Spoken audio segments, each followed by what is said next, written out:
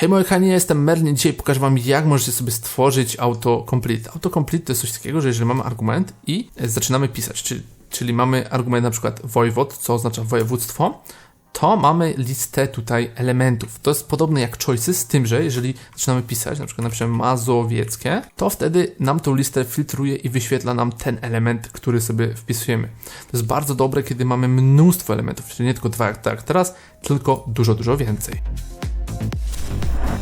A więc na początek stworzymy sobie nową komendę o nazwie weather. Będziemy chcieli wyświetlać pogodę. A więc na początku skopiujemy sobie komendę ping i nazwiemy ją weather. Tak samo ustawimy sobie cooldown na 0, gdyż jest to tylko komenda testowa, weather, i będzie wyświetlać informacje o pogodzie, czyli displays weather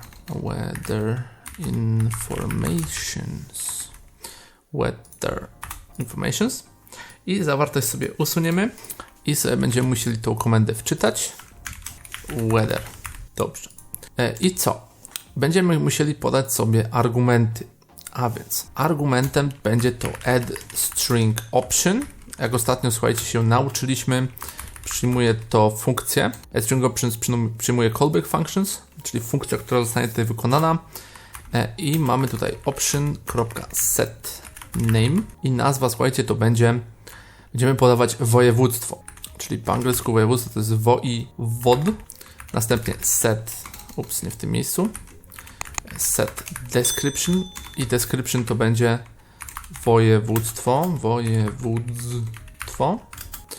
i będziemy musieli ustawić flagę set autocomplete na true w taki oto sposób i będziemy podawać tutaj województwo. Jeżeli sobie teraz zobaczymy na komendę weather, będziemy chcieli sobie ją wykonać, to zobaczcie, że ona przyjmuje właśnie to województwo. I możemy pisać, nic się tutaj nie dzieje, ale będziemy chcieli wyświetlić taką listę, jak przed chwilą tutaj widzieliście. No dobrze, a więc co będziemy musieli sobie zrobić? Tutaj na razie nic nie będziemy robić, aczkolwiek w sumie moglibyśmy już sobie pobrać nasze województwo, czyli nasz argument, const wojewod równa się, pamiętacie, interaction options get string, ponieważ jest to string, widzimy string tutaj, i pobieramy ten argument. I co? Domyślną wartością moglibyśmy sobie w sumie ustawić albo domyślną wartość, albo ustawić sobie set required na true, albo po prostu bez true, ponieważ set required przyjmuje akurat required boolean, więc możemy ustawić na true. I co? I bez przecinka na końcu, ponieważ dalej mamy kolejny element. I co? Możemy sobie zrobić, że interaction.reply informacje o pogodzie w województwie. I teraz sobie tutaj podamy tłustą czcionką, czyli markdown, discordowy markdown stosujemy. I nasz wojewód. Te dwie kropeczki, słuchajcie, oznaczają, że będziemy tekst mieć tłusty, tak jak teraz, czyli nie będziemy mieć takiego, tylko podtłuszczony. I będziemy sobie, słuchajcie, musieli tutaj stworzyć funkcję autocomplete. Funkcję autocomplete i funkcja autocomplete będzie brała nam interaction. I autocomplete możemy inaczej nazwać, aczkolwiek autocomplete myślę, że jest dość dobrą nazwą. I będziemy musieli sobie zduplikować nasz interaction create event, czyli duplicate i nazwiemy sobie go autocomplete event. Jeżeli pamiętamy, automatycznie nam to tutaj wczytuje ten plik. I co? Usuniemy sobie całą zawartość tego pliku. I słuchajcie, autocomplete to też jest event, który się dzieje na Discordzie w momencie, jeżeli jest interakcja, że tak powiem, interaction create, czyli jest to ten sam event jakby interaction create, ale ma inny typ, tak jak widzimy, is chat input command, to tutaj będzie się nazywał on is autocomplete. I jeżeli taki autocomplete tutaj nam trafi się, wtedy napiszemy sobie w konsoli autocomplete received. I zobaczmy, jak to teraz wygląda. Ten event został automatycznie załadowany. I jeżeli ja teraz zacznę tutaj sobie pisać w komendzie weather cokolwiek, to cokolwiek, widzicie, autocomplete received. Dostajemy nasz autocomplete i w tym autocomplete dostajemy ten oto tekst, który tutaj macie. Czyli sobie napiszemy test na przykład, to widzimy kolejny nam tutaj autocomplete received się pojawia. Więc co byśmy, słuchajcie, na początku chcieli tutaj w ogóle mieć? Na początku to sobie weźmiemy nazwę komendy Tak, to robiliśmy w naszym Interaction Create Event, tak, tutaj to robiliśmy. Nazwę komendy nam będzie potrzebna, czyli sobie weźmiemy command name z interaction, ponieważ interakcję tutaj przekazujemy. I co? I mamy naszą interakcję. Następnie będziemy sobie musieli pobrać naszą command. W tym wypadku możemy sobie ją skopiować po prostu z naszego create event, czyli tą komendę tutaj. W zasadzie ten cały kod dotąd, ponieważ musimy sprawdzić, czy w ogóle ta komenda istnieje, tak? Sprawdzamy, czy nasza komenda istnieje w naszej liście komend. Jeżeli nie, to zwrócimy no magic command found. I co dalej? Następnie zrobimy sobie try catch i w catch będziemy mieć konsola error. Czyli jeżeli wystąpi jakiś błąd podczas tego wykonywania naszej funkcji, wtedy nie skraszuje nam bota, tylko nam po prostu wyświetli błąd w konsoli. I korzystamy z biblioteki konsola. Ja sobie tutaj pozwolę pousuwać rzeczy, których nie korzystamy. W taki oto sposób. A w try raczej użyjemy sobie, słuchajcie, tutaj auto naszego complete, czyli tej funkcji autocomplete. I ona jest w naszej komendzie, którą pobraliśmy, dlatego ją też musieliśmy pobrać. Czyli await command.autocomplete.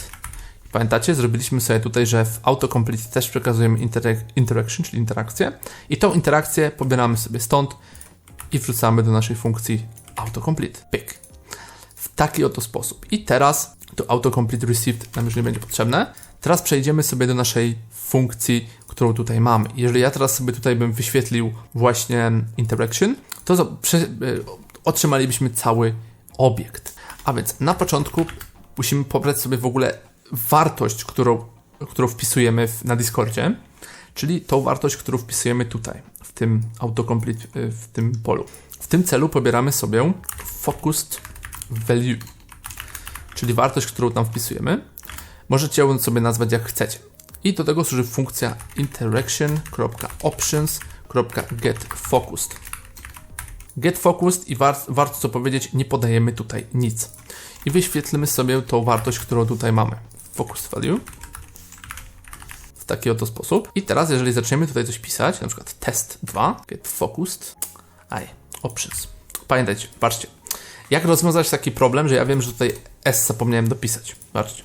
Cannot read properties of undefined, czyli nie możemy odczytać jakiejś wartości z niezdefiniowanego elementu. To znaczy, w tym wypadku getFocused, widzimy, więc patrzymy się, gdzie jest getFocused. To jest getFocused, to znaczy, że options jest undefined, czyli że to, co przed chwilą pisaliśmy jako jedno wcześniej, czyli musi być kropeczka tutaj i to, co jest przed tym, jest undefined, czyli jest niezdefiniowane, czyli nie jest obiektem i przez to nie możemy odczytać i mamy taki błąd. Więc patrzymy się na tą funkcję, patrzymy się, co jest wcześniej, patrzymy się option, aha, błąd, brakuje S. I w taki sposób możecie naprawiać sobie takie błędy. Dobra, jeszcze raz spróbujmy, skasujmy to i widzimy, patrzcie, mamy focused value, test2 i test. Widzimy, mamy test, w tym wypadku napiszemy Merlin, to zobaczymy, otrzymamy Merlin. Nie? I ta funkcja musi nam zwrócić tą listę tutaj elementów, które chcemy wyświetlić użytkownikowi. W taki oto sposób. Ale co więcej, mogę Wam powiedzieć, że to jest dobre, jeżeli mamy tylko jedną wartość autocomplete podaną. Jeżeli mamy więcej autocomplete wartości podanych, musimy wtedy przekazać tutaj true,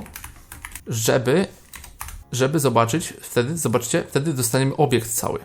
Nie dostaniemy tylko i wyłącznie jednego elementu, tylko dostaniemy cały obiekt i wtedy będziemy musieli pobrać z tego obiektu będziemy musieli pobrać konkretny argument, który nas interesuje, tak? Bo wtedy będziemy otrzymywać na przykład 5 argumentów, tak? Bo teraz jest tylko jeden, ale wyobraźmy sobie, że mamy województwo i mamy jeszcze miasto do podania, co nie? I wtedy musimy wiedzieć, wtedy raz dostaniemy autocomplete z województwem i raz dostaniemy autocomplete z miastem. I wtedy musimy, że tak powiem, pobrać konkretny. Ale jeżeli mamy tylko jeden element jak teraz, to nie podajemy tego true. I wtedy dostaniemy od razu tekst. I co, słuchajcie, musi taki autocomplete zwrócić? On nam musi zwrócić return, albo sobie zróbmy const respond, czyli odpowiedź, równa się. Musi nam zwrócić tablicę obiektów. Zrobimy sobie return respond, czyli musi nam coś takiego zwrócić. Musi nam zwrócić tablicę z elementami, jak one wyglądają. Więc mamy listę elementów, więc w naszej liście elementów przekazujemy obiekt. I nasz obiekt musi mieć name i musi mieć value. I to jest tak samo, jak w przypadku, jak w ostatnim odcinku mieliśmy sobie komendę memy, a my tutaj widzicie dokładnie taki sam schemat. Czyli mamy element, w tym wypadku ten element jest to, co widzimy na Discordzie, a drugi element to jest to, co dostaniemy w funkcji execute, jeżeli naciśniemy na ten element. Czyli w tym wypadku możemy sobie na przykład dać listę tych województw. W tym wypadku ja mogę sobie przekazać tutaj listę na przykład województwo małopolskie i to napiszemy sobie tutaj w inny sposób, czyli malopolskie i na przykład przekażemy sobie drugi element i nazwiemy sobie go województwo na przykład mazowieckie i zobaczymy sobie mazowieckie i jeżeli mielibyśmy na przykład tutaj jakąś przerwę, na przykład byłoby mazowieckie, coś takiego, to najlepiej wtedy tutaj przerwę zrobić za pomocą podłogi. Nie robić tutaj żadnych spacji. Nie jest to zbyt fajne potem, jeżeli mówimy o obiektach, jeżeli mielibyśmy listę ładowaną z zewnętrznego pliku. Tego lepiej wtedy robić po prostu znaczek podłogi w taki oto sposób i tak by to wyglądało. Ale z racji tego, że nie ma tutaj przerwy, to nie ma żadnego problemu. No dobrze. A więc, jeżeli teraz ja sobie zacznę pisać, tutaj w ogóle wybierzemy ten element i zaczniemy cokolwiek pisać. Właśnie return respond to jest nie do końca tak. Nie możemy zrobić return respond. Musimy zrobić interaction respond, respond i tutaj podać nasz respond w taki oto sposób. Pyk. I teraz, jeżeli będziemy tutaj coś pisać, cokolwiek, od razu widzimy, dostajemy naszą listę elementów i jak sobie jeden wybierzemy, to dostaniemy jego wartość i widzicie, wartość tego małopolskie zostaje przekazana do tutaj argumentu wojewód i on dalej tutaj przetwarza naszą funkcję. I interaction respond, widzicie, odpowiada nam takim oto tekstem. No dobrze, ale jeżeli teraz zauważycie, to wpisując właśnie polecenie weather, nieważne co wpiszemy, zawsze dostaniemy te dwa elementy. My jednakże chcielibyśmy, abyśmy mieli właśnie filtrowanie, czyli jeżeli napiszemy maz, to wyświetli nam się tylko jeden element, a nie dwa, tak jak teraz. W tym celu będziemy musieli stworzyć właśnie filtr. A więc na początku dobrze byłoby stworzyć sobie w ogóle listę. Zacznijmy od prostego przykładu. Stworzymy sobie listę, w tym wypadku to będą nasze wybory, czyli choices i to będzie lista, tak jak w tym wypadku tutaj, tylko będzie to prostsza lista, gdzie będziemy mieć tylko i wyłącznie właśnie te województwa. My sobie w tym wypadku weźmiemy tylko dwa, w taki oto sposób. Ten respond nam na razie nie będzie potrzebny, więc sobie go usuniemy i będziemy musieli sobie przefiltrować nasze tutaj elementy, czyli sobie stworzymy filtered, zmienną i będziemy chcieli przefiltrować nasze choices, czyli choices.filter. Funkcja filter zwraca nam tylko i wyłącznie elementy, które zdadzą test. W tym wypadku test będzie to funkcja, którą sobie napiszemy. Będzie to nasza funkcja do testowania, czyli testujemy, które elementy się tutaj, że tak powiem, przejdą ten test. A więc stworzymy sobie funkcję test, więc const test równa się i to będzie funkcja, która będzie przyjmowała nasz choice, i to będzie funkcja ze strzałką. Dokładnie taki sam zapis może być, jeżeli napiszemy function test w taki oto sposób. Function test albo const test równa się funkcja. Więc te dokładnie dwa zapisy są takie same, jednakże mają one trochę różnicę. To źle napisałem choice. Dobrze, a więc mamy naszą funkcję testującą i tą funkcję testującą będziemy musieli przekazać tutaj. Funkcja testująca. I co, słuchajcie, nasza funkcja testująca będzie robić? Będzie nam zwracała, czy choice starts with focused value. I te filtered elementy będziemy sobie zwracać. I zaraz wam pokażę, jak to teraz działa.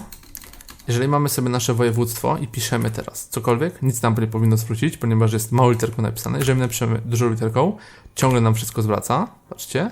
I teraz mamy jakiś błąd. MA. Mamy niepoprawne body form. Dlaczego, słuchajcie, mamy niepoprawne body form?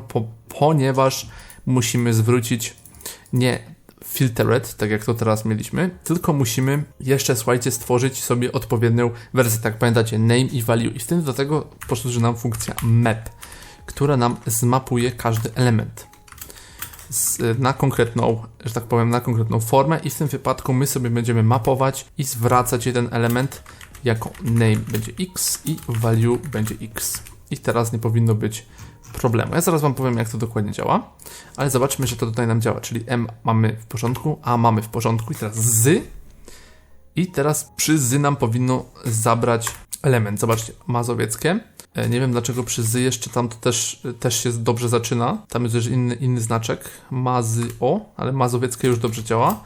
A małopolskie, teraz zwraca tylko jeden, ale z jakiegoś powodu też przy z nam nie filtruje. Nie wiem dlaczego nam nie filtruje, a w ogóle nam nie zwraca tego. Zobaczcie, przy z nam w ogóle nie zwraca, więc to nie jest problem naszej funkcji, tylko bardziej problem Discorda, że nam tego nie zwraca.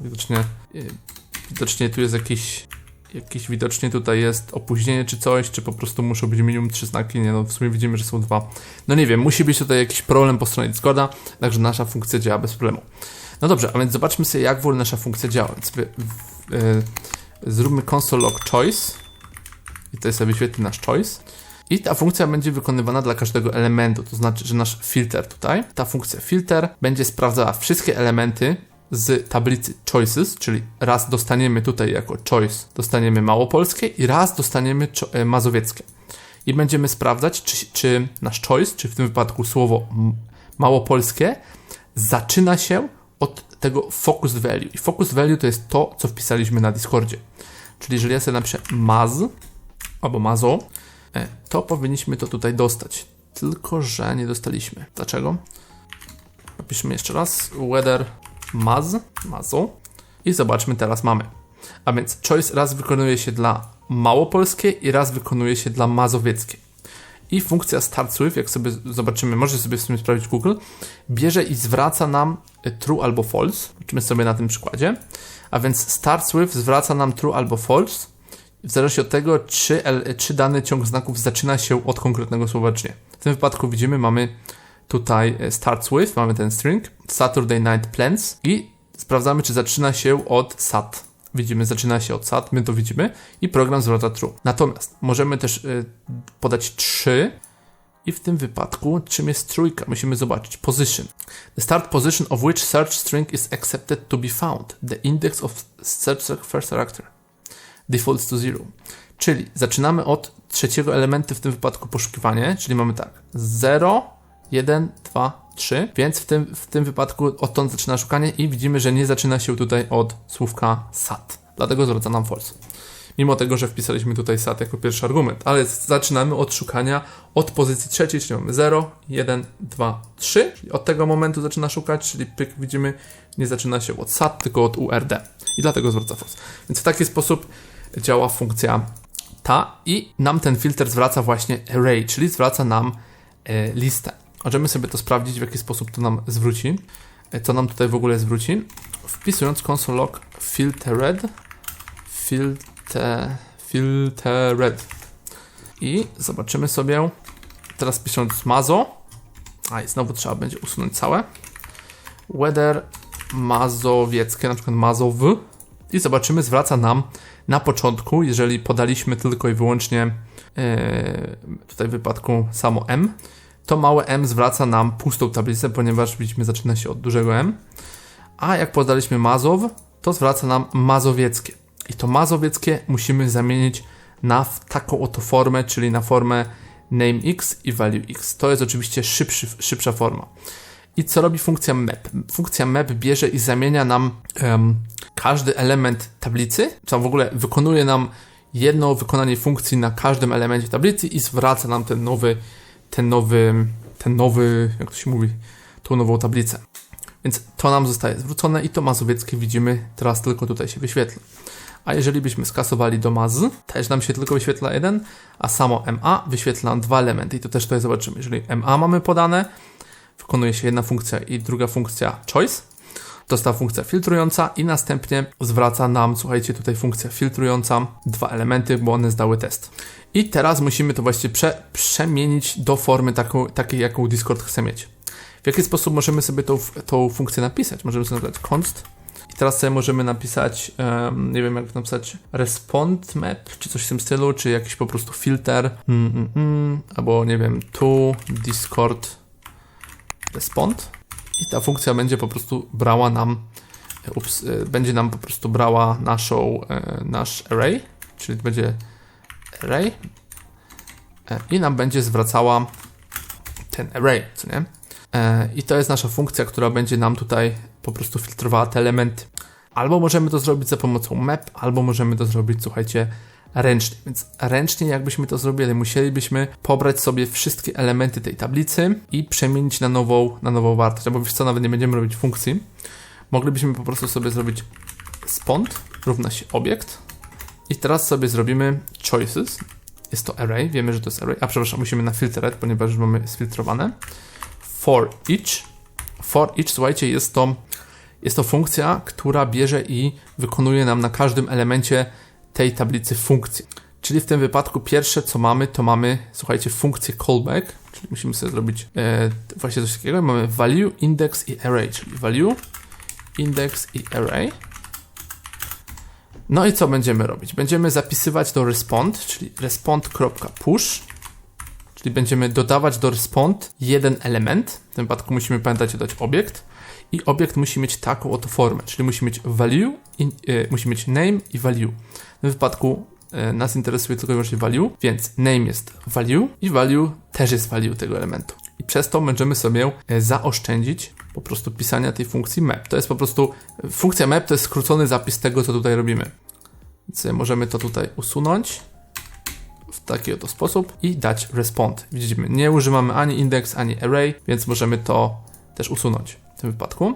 I zobaczymy, że też to będzie działać. Mazo, widzicie, mamy też mazowieckie.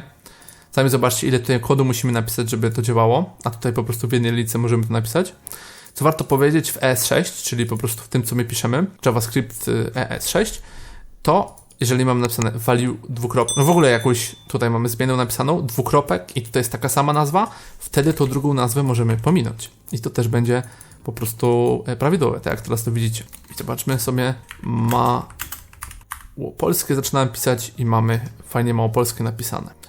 A funkcja map, słuchajcie, jest dużo lepsza. Dlaczego? Bo zamiast pisać tego kodu, możemy napisać po prostu, skopiujmy sobie to na dół, skomentujmy sobie to i napiszemy filtered, w ogóle nie będziemy pisać filtered, tylko, to napiszemy filtered.map i tutaj tak samo mamy choice, czy tam element choice.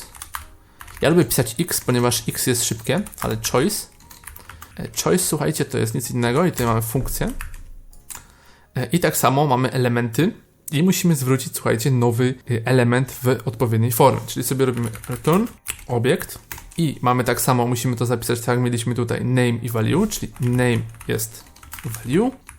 Ups, cóż to mi się tu zrobiło? Value i value jest value. A pamiętajcie, jak mówiłem wam, że jeżeli mamy value i tutaj też mamy value, czym w tym wypadku taki sam mamy klucz jak wartość, wtedy możemy pominąć w ogóle podawanie wartości. W tym wypadku value nie jest value, tylko jest choice, więc musimy tutaj zmienić na choice i value jest też choice. W taki oto sposób. Ale gdybyśmy mieli te jak góry, to moglibyśmy po prostu pominąć value do dwukropek value i napisać samo value. No dobra, więc w taki oto sposób mamy przefiltrowane te elementy i jak sobie zobaczymy, mamy napis mazowieckie, dalej działa. Pamiętajcie, co mówiłem w ostatnim odcinku, jeżeli nasza funkcja jest właśnie ze strzałką i wykonujemy tutaj tylko jedno polecenie, tak jak teraz, że mamy return, to możemy po prostu pominąć te tutaj dzióbki, po prostu je usunąć w taki oto sposób i możemy usunąć słówko return. Ale z racji tego, że tutaj przypisujemy obiekt, tak jak teraz, musimy tutaj dodać nawiasy, ponieważ zwracamy od razu obiekt. I to jest, słuchajcie, skrócona wersja tego map, co przed chwilą widzieliśmy. Czyli mazowieckie dalej działa. Dodatkowo to, co tutaj robimy, możemy sobie stworzyć właśnie funkcję mapującą, czyli możemy sobie stworzyć const map filter równa się strzałka, funkcja strzałką, choice i teraz po prostu to, co tutaj napisaliśmy, możemy sobie przenieść tutaj i map filter podać do naszej funkcji map. Alternatywnie możemy też zamiast pisać const, napisać function map filter i bez strzałki. Tym, że wtedy musimy tutaj napisać return i wtedy co my tu mamy? Tu mamy bez tego, zwracamy obiekt. Wtedy musimy, słuchajcie, to tutaj trochę zmienić.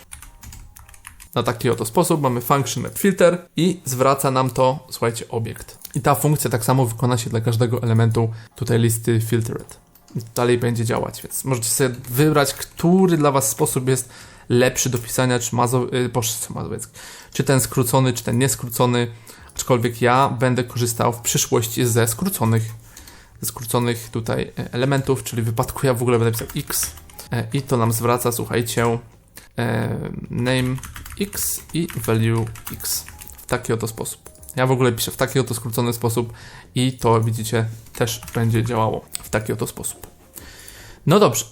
Co, słuchajcie, moglibyście wy sobie wykonać w tym oto tutaj pliku, to jest to, żeby sprawdzić, żeby nie wpisywać za każdym razem z dużej litery to mazowieckie, tak teraz, tylko że jeżeli napiszecie z małej litery, mazowieckie, o, teraz widzicie, też działa, fajnie, małopolskie, jeszcze raz, weather, a teraz nie działa, widzicie, mazowieckie, to, żeby z małej litery też działało i tak samo, żeby z, widzicie, teraz działa tylko z dużej, mazowieckie,